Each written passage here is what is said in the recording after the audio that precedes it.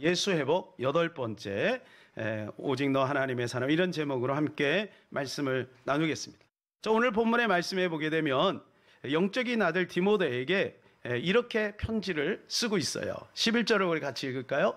오직 너 하나님의 사람아, 이것들을 피하고 의와 경건과 믿음과 사랑과 인내와 온유를 따르며. 자, 여기 디모데에게 뭐라고 말씀해 주고 있냐면 너 하나님의 사람아, 이렇게 보고 있어요.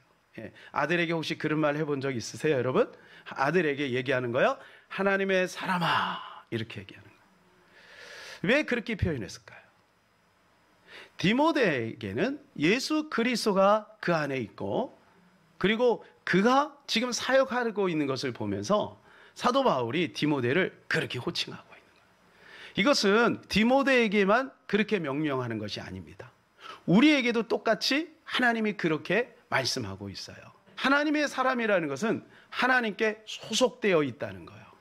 여러분, 이 소속이 얼마나 중요해요? 그래서 직장도 직장의 배경이 중요하잖아요. 그래서 나는 이런 직장이에요. 그게 뭐예요? 내가 거기 소속돼 있다는 거죠. 그래서 학교를 왜 자랑합니까? 제가 서울대를 갔다 왔습니다. 서울대를 버스 타고 지나갔습니다. 이거 하고 내가 서울대를 졸업장을 가졌습니다. 이거는 완전히 다른 거잖아요. 여러분, 우리가 누구 소속입니까? 우리는 교회를 일주일에 한번 왔다가 가는 존재가 아니라 우리 소속은 완전히 신분이 바뀐 거예요. 하나님의 자녀가 된 거예요. 하나님의 소속이 된 거예요. 이 사실을 여러분이 꼭 명심하시고 마음에 새기고 이 축복을 누리시기를 바랍니다. 그러면 하나님의 사람은 어떤 모습을 가지고 살아야 될까요? 첫 번째는 피할 것을 피해야 된다는 거예요. 피할 것을 피하라. 11절 우리 다 같이 한번 읽어볼까요? 오직 너 하나님의 사람아, 이것들을 피하고. 여기까지 읽을게요. 오직 너 하나님의 사람아, 이것들을 피하고. 그럼 이것들이라고 하는 것은 뭐냐면 앞에 나열된 것들이겠죠. 이것들이 무엇일까? 그게 4절에서 10절까지 요약을 하면 이런 거예요.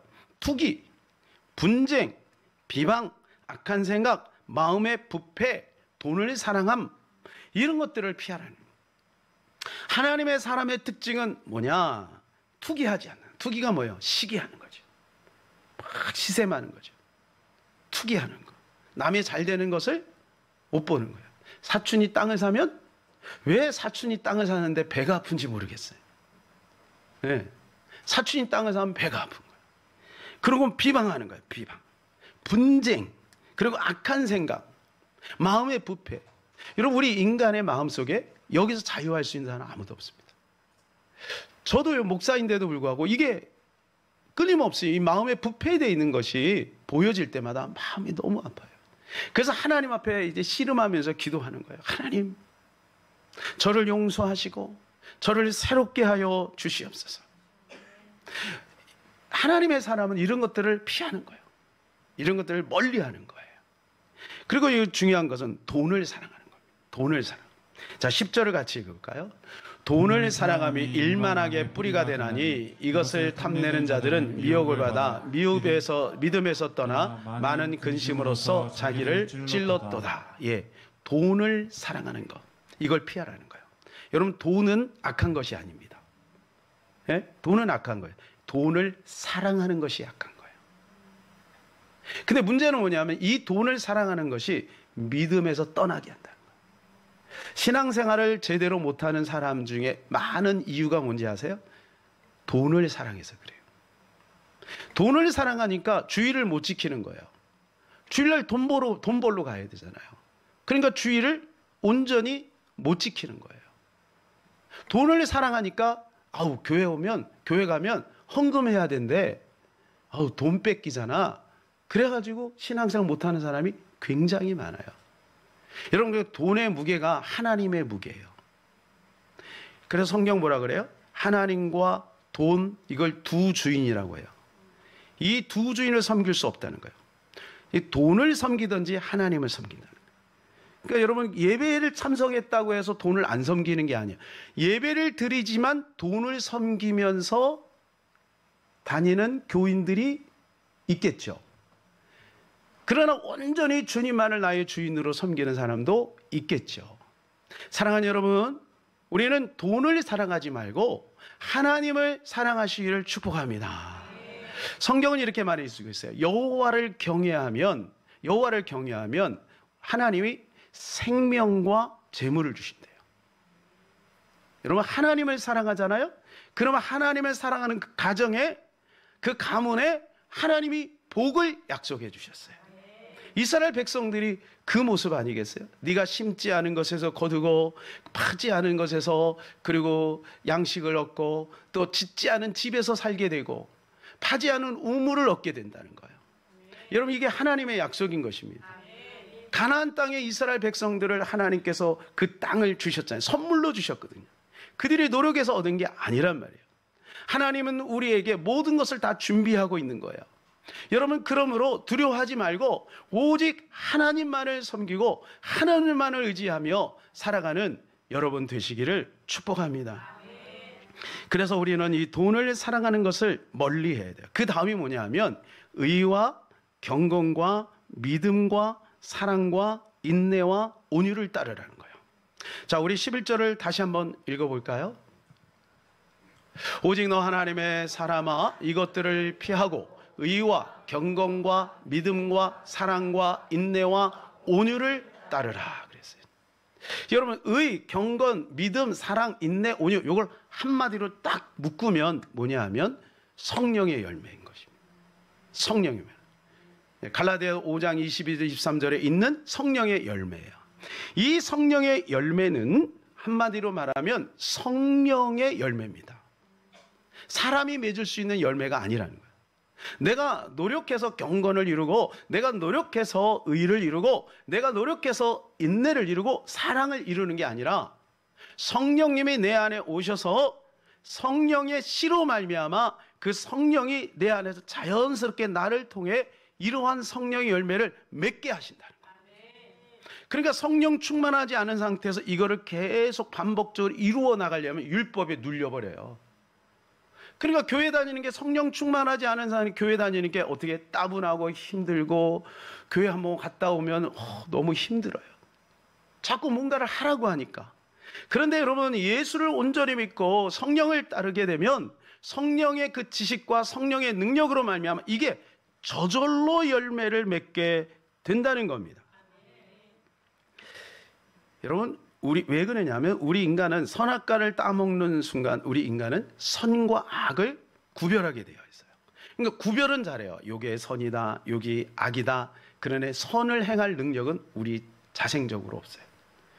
우리 스스로는 절대 선을 이룰 수가 없어요. 그러니까 오직 성령의 도움을 받고 성령의 능력으로만 우리 안에서 선을 이루어 나갈 수 있다는 겁니다. 사랑하는 여러분, 성령 충만하여 성령의 열매가 여러분 삶 속에 풍성히 나타나기를 소원합니다. 자, 그 다음 뭐냐면 믿음의 선한 싸움을 싸우라는 거예요. 12절 말씀 읽을까요? 믿음의 선한 싸움을 싸우라 영생을 취하라. 여기까지 읽을게요. 믿음의 선한 싸움을 싸우라는 거예요. 믿음의 선한 싸움. 여러분, 이 믿음의 선한 싸움이 무엇일까요? 믿음의 선한 싸움 하면 사람들이 대부분 뭐냐면 영적인 싸움, 막 마귀하고 사는 거, 마귀야 떠나가라, 막 이렇게 한번 그런 거를 생각하는데 그게 아닙니다. 믿음의 선한 싸움이잖아. 믿음의 선한 싸움은 내 자신을 죽이는 겁니다. 내 자신을 죽여야만 믿음의 열매가 맺혀지게 되는 거예요. 여러분, 하나님 만나면 끝나잖아요. 하나님 만나는 끝나는데 내가 하나님께 나가지 못하게 나를 붙들고 있는 거예요. 그러니까 믿음 생활을 하지 못하게 방해하는 최대의 적이 뭔지 아세요? 그거는 바로 나입니다. 내가 그것을 방해하고 있는 거예요. 그러니까 내가 죽으면 내 안에서 예수님이 나타나고 내 안에서 주님이 자유롭게 나를 쓰는 거예요. 여러분, 혹시 어렸을 때 글을 막 이렇게 배우면 선생님이 여기로 손을 붙들고 이렇게 글을 써줍니다. 그죠? 그럼 뭐라 그래요? 힘 빼! 힘 빼! 이러는 거예요. 여러분, 내가 힘을 딱 주고 있잖아요. 글씨가 이쁜 모양이 안 나와요. 힘을 빼야 돼. 힘을 빼면 선생님이 자유롭게 그 손을 붙드는 거예요.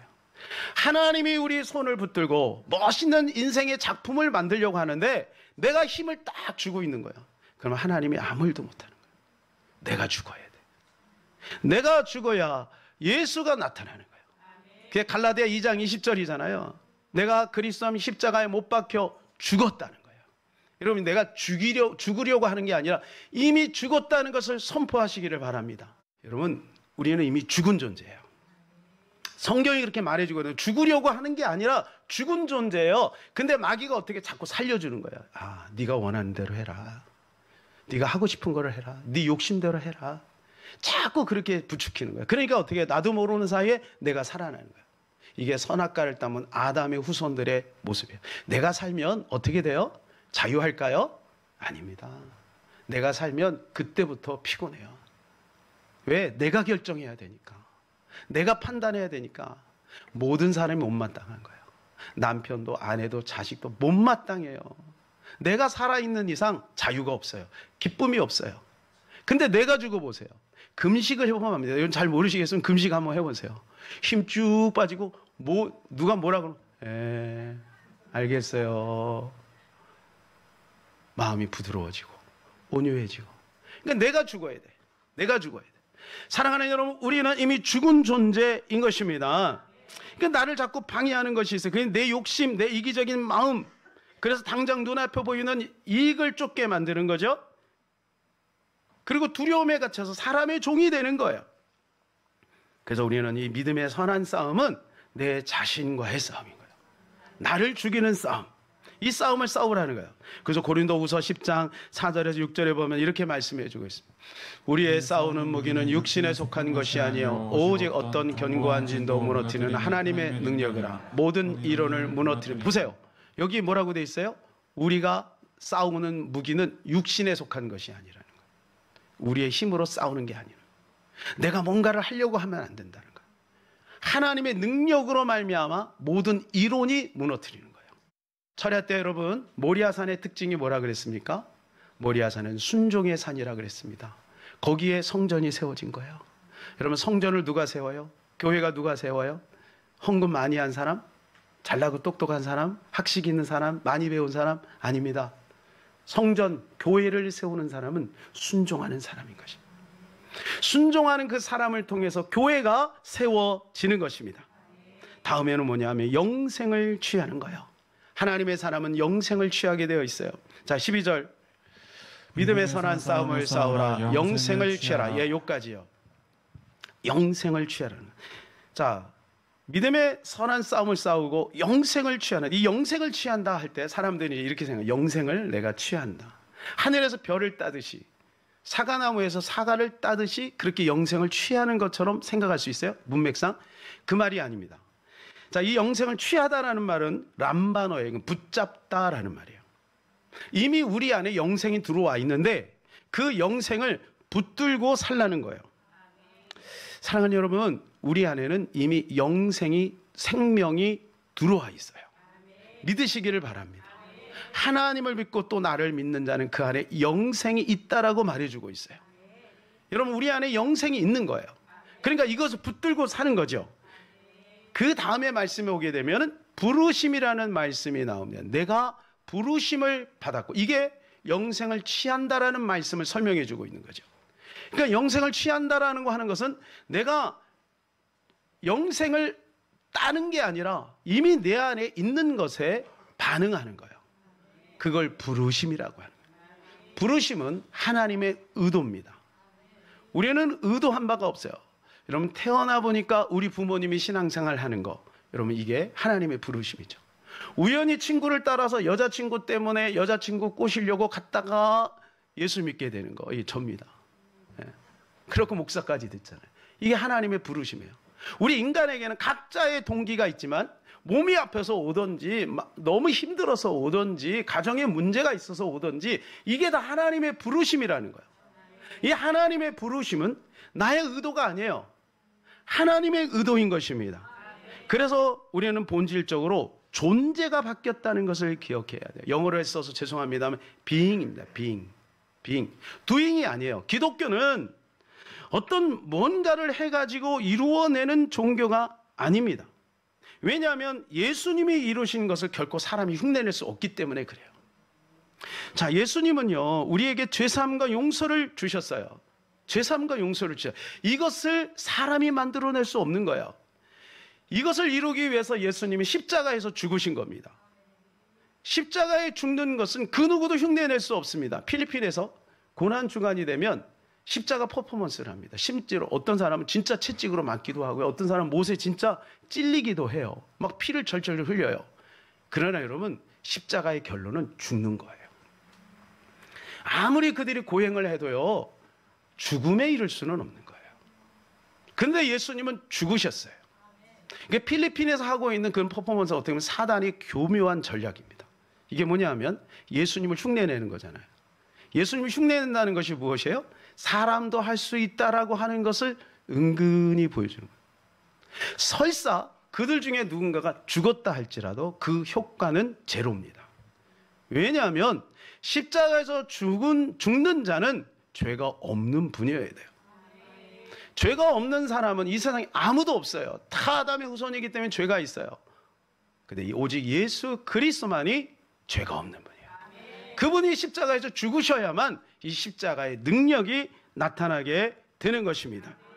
그래서 우리는 오직 이 영생은 오직 예수 그리스도만이 만들어낼 수 있는 거예요.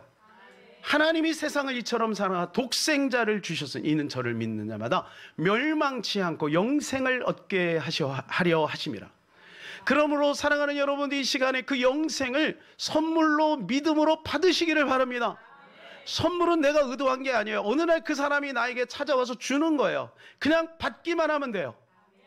우리의 행위에 공로가 있는 것이 아닙니다. 우리가 교회에 충성하고 헌신하는 것은 그 은혜에 감사해서 하는 것이지, 우리가 충성하고 헌신했기 때문에 구원에 이르는 것이 아니라는 거예요. 그래서 우리가 이 원리를 알게 되면 믿음 생활, 신앙 생활이 너무너무 재밌고 쉬워요. 근데 이것을 잘 모르는 사람은 조금 이상한 거예요. 아니 뭐 일주일 내내 죄 짓고 와서 하나님 앞에 회개하면 깨끗해진대. 이게 말이 안 되잖아요. 여러분, 이게 능력인 거예요. 자, 고린도서 1장 18절이요. 십자가의 도가 멸망하는 자들에게 미련한 것이요 구원을 받는 우리에게는 하나님의 능력이에요. 십자가의 도가 멸망하는 데는 미련하게 보여요. 그러나 이 지식을 깨닫고 아는 사람에게는 이게 하나님의 능력인 것입니다. 그래서요, 우리가 뭔가를 증명하기 위해서 자꾸 신앙생활을 어떤 뭐를 하면 거기부터 기쁨이 없고 오류가 생기게 되어 있는 것입니다. 그래서 하나님께서, 예수님께서 우리에게 1만 달란트의 비유를 말씀해 주셨어요. 1만 달란트의 비유, 여러분 기억하시죠? 어떤 사람이 1만 달란트의 빚을 졌어요. 1만 달란트의 가치는 평범한 직장인이 16만 년을 일해야, 명절 때 뭐 선물도 안 주고 뭐 이렇게 뭐 사지도 않고 그냥 오롯이 모아야 돼. 돈 한 푼도 안 쓰고 16만 년을 모아야 이 1만 달트가 생겨요. 지금 돈으로 따지면 6조입니다. 6조. 그러니까 이걸 어떻게 갚아요? 그러니까 임금이 그를 부릅니다. 야, 넌 안 되겠다. 너와 내 아내와 그리고 네 자식들 다 팔아. 그리고 조금이라도 갚아라. 그랬더니 이 종이 임금 앞에 엎드려서 눈물로 하소연합니다. 임금이요, 저를 용서하소서. 불쌍히 여기세요. 그래가지고 1만 달 탕감을 해줬어요. 여러분, 얼마나 기뻐요. 얼마나 기뻐요. 네. 어떤 사람이 채무 때문에 막 고통을 당하고 있다가 파산 신청을 했는데 그게 받아들여졌어요. 빚이 만일에 제로가 됐다고 생각해 보세요. 어떤 사람이 개인적으로 어떤 막 여러 가지 많이 꼬여있는 문제가 있어서 막 카드 돌리고 그래서 개인 회생이 됐어요. 얼마나 기뻐요. 얼마나 자유해요. 그러니까 이 1만 달란트 빚진 자는 그것 때문에 너무 눈물을 흘리며 감사하는 거예요. 그런데요, 그가 나왔어요. 나와가지고 시간이 어느 정도 지난 다음에 저 앞에 친구가 오는데 500데나리온 빚진 자가 싹 지나가는 거야. 그리고 그 친구를 불러가지고 얘기해. 당장 갚어. 이 친구요, 자네도 알다시피 내가 지금 사정이 이래. 내가 꼭 갚을게. 반드시 갚을게. 조금만 기다려줘. 그런데 안 돼! 그랬더니 감옥에 가둬버렸어요. 이걸 누가 봤어요? 다른 친구가 봤어요. 임금이 여기에 가가지고 고자질을 해버렸어요. 고자질. 그러니까 임금이 괘씸하잖아요. 그래갖고 그를 다시 불러라. 그래서 다시 불러서 그를 감옥에 가둬버려라. 여러분, 우리는 1만 달란트 빚진 자입니다. 이거는 무슨 말이냐? 우리가 스스로 해결할 수 없는 빚이 있다는 거예요. 그게 뭐예요? 죄의 빚입니다. 죄의 빚은 바로 그런 거예요. 여러분, 죄가 얼마나 끔찍한 것이고 얼마나 악한 것이면 예수님이 십자가에 죽으셨겠어요? 죽지 않으면 해결되지 않는 게, 그게 바로 죄예요. 그런데 하나님께서 당신의 의도를 가지고 독생자를 보내셔서 십자가에 죽게 하심으로 우리 인류의 죄를 해결해 주셨어요. 여러분, 해결받으니까 얼마나 기뻐요? 얼마나 자유해요? 그런데요, 시간이 오래 지나면요, 이걸 잊어버리는 거예요. 잊어버려요. 그래서 오래된 교회 권사님들 얼굴이 보면 얼굴이 어두워요. 근심이 있어요. 그리고 경직돼 있어요. 왜 그래요? 이 은혜를 잊어버려서 그래요. 교리적으로는 너무 잘 알죠. 이렇게 해야 되고 이렇게 너무 잘 알아요. 그런데 내가 그 죄에서 탕감받았다고 하는 사실을 잊어버리는 거예요. 여러분, 예수님의 공로를 이용해서 지식적으로 그걸 가지고 막 정죄하는 것만큼 악한 것이 없어요. 내가 탕감받은 거지. 그렇잖아요. 너도 탕감받아라 이렇게 얘기할 필요 없어요. 내가 탕감받은 거잖아. 그러면 내가 감사하면 되는 거예요. 그런데 막 신앙생활한 사람은 어때요? 얼굴이 반짝반짝해요. 왜요? 따끈따끈하거든. 1만 달란트 빚을 탕감받은 지 얼마 안 됐거든요. 여러분, 이 종도 마찬가지예요. 1만 달란트 탕감받은 지 얼마 되지도 않았는데 지금 벌써 잊어버린 거야, 이거를. 그래가지고요, 이 사람은, 이런 사람은 어떤 사람이면 500데나리온 빚진 자를 찾아다니는 거예요. 그 사람이 교회에 있나? 가정에 있나? 혹시 남편은 아닌가? 자꾸 500데나리온 빚진 자를 찾아가지고 막 정죄하는 거예요. 사랑하는 여러분, 우리는 근본적으로 갚을 수 없는 빚을 주님의 은혜로 말미암아 탕감받은 자임을 기억하시기를 바랍니다. 그때부터 자유가 오는 거죠. 그때부터 용서가 있는 거예요. 우리가 만일에 그렇게 하지, 다른 사람을 용서하지 않으면 어떤 일이 벌어져요? 다시 감옥에 들어가는 거예요. 그 사람의 그것 때문에 내가 의를 세울 수는 있는지 모르겠지만은 다시 감옥에 들어간 거예요. 죄의 감옥에 또 들어가는 거예요. 그러니까 우리가 1만 달란트 빚을 탕감받았다는 사실을 끊임없이 되새기고 나는 그런 존재였는데 하나님이 은혜로 말미암아 나를 구속해 주시고 죄사함을 주시고 천국 백성 삼아 주셨다는 사실을 늘 기억하며 살아가야 될 것입니다. 사랑하는 여러분, 우리는 이 주님의 부르심에 감사하면서 살아가야 될 것입니다. 하나님께서는 독생자 예수 그리스도를 통해서 영광을 받으셨어요. 오늘 15절 말씀 읽어볼까요? 15절. 기약이 이르면 하나님이 그의 나타나심을 보이시리니 하나님은 복되시고 유일하신 주권자이시며 만왕의 왕이시며 만주의 주시여. 예수 그리스도의, 여러분, 그 희생과 헌신을 통해서 하나님 아버지가 영광을 받으시는 거예요. 내가 하나님의 사람인 것을 기억하시기를 축복합니다. 마귀는 내가 하나님의 사람인 것을 흠집낼 거예요. 분명히 흠집낼 거예요. 우리가 넘어지면, 우리가 연약한 모습 가운데 있을 때 마귀는 분명히 정죄할 거예요. 그리고 우리 스스로도 그런 느낌이 별로 없을 수도 있어요.